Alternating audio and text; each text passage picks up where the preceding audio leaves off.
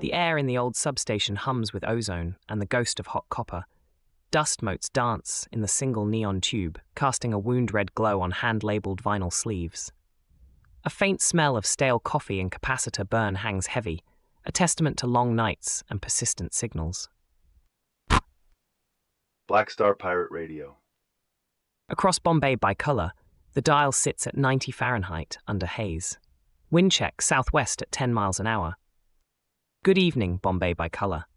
That dial sits at 90 Fahrenheit tonight, under a haze, with the wind pushing southwest at a steady 10 miles an hour. Here, the signal holds. We're tuning into the architecture of self tonight, asserting that core worth isn't a permit you apply for, but the bedrock of your own design. Discerning the signal from the noise, building structures of consent and provenance in the civic space and within our own skulls. First up, a raw signal from the concrete jungle of Los Angeles. A massive blaze consumed the roof of a 500,000 square foot warehouse, prompting a shelter-in-place order. The tension here isn't just the visible fire, but the unseen aftermath in the air. Concrete facts point to a structural integrity failure at the Northridge Distribution Center, specifically on Reseda Boulevard. This inferno, which required over 150 firefighters, sent plumes of acrid smoke carrying PVC and other plastic combustion byproducts into the air. An estimated 60,000 residents in a 2-mile radius are exposed to potential respiratory irritants and long-term health risks from particulate matter. A viable alternative to waiting for official air quality reports is for residents to initiate real-time hyper-local sensor networks. That smoke plume, heavy and dark, isn't just a physical threat. It's a visual echo of every industrial accident that silently poisons communities. It carries the lineage of ignored warnings and deferred maintenance. Who carries the long-term health burden for those exposed children and elders years after the headlines fade? This isn't just about a building. It's about the air we all share. Patching in a caller, the boundary keeper. You're on the signal. This is Marco from Chatsworth. I heard about that warehouse fire. You talk about residents setting up sensors. Whose responsibility is that, really? The city has an air quality board. Are we supposed to be doing their job now? And who pays for all this high-tech equipment? It sounds like putting the burden on already stressed families. Copy that, bringing it back to the main thread. Marco, your point is vital. The chosen next move here isn't to replace official agencies, but to build a complementary civic architecture of consent and provenance. We leverage existing community networks like the LA Mutual Aid System to deploy low-cost purple air sensors. This turns confusion about official response times into actionable vectors, generating immediate public data. It's an act of self-definition, asserting that our collective dignity isn't granted, but built from the ground up through shared information. Coffee's cold, doesn't matter. The signal is warm and the board is reading clean. Thanks, Marco.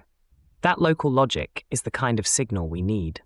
From the immediate threat of fire and smoke, we shift gears to a different kind of civic trauma, this time from Sydney. The heart-wrenching headline from Sydney, "I wish it hit me."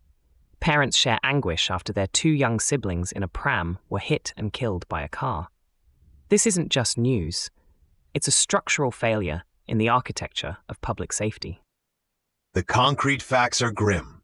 2 children, aged 1 and 3, were killed while being pushed in a pram on a marked crosswalk near a primary school in the suburb of Ryde, Sydney. A 25-year-old driver has been charged with dangerous driving causing death, with preliminary reports indicating excessive speed.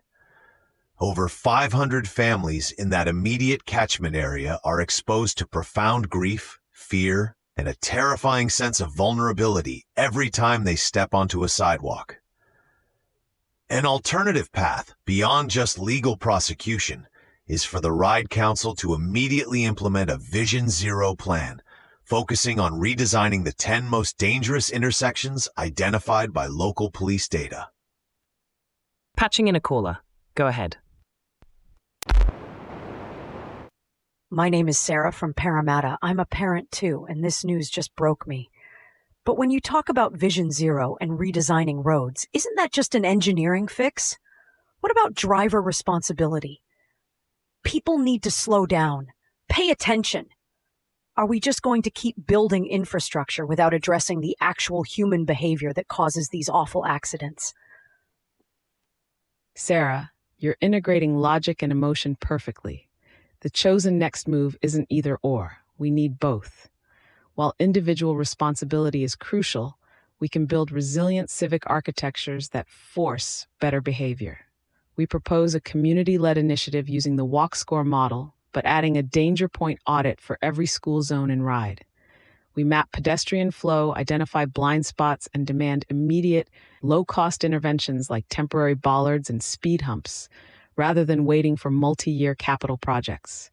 This creates a playable next step, turning collective grief into a concrete demand for safer spaces, affirming the dignity of every pedestrian. Sarah, thank you for that powerful input. Your question helps us discern the architectural signal from the toxic residue of fatalism. From the profound personal loss in Sydney, we now pivot to the political arena, where structural adjustments are often met with their own resistance.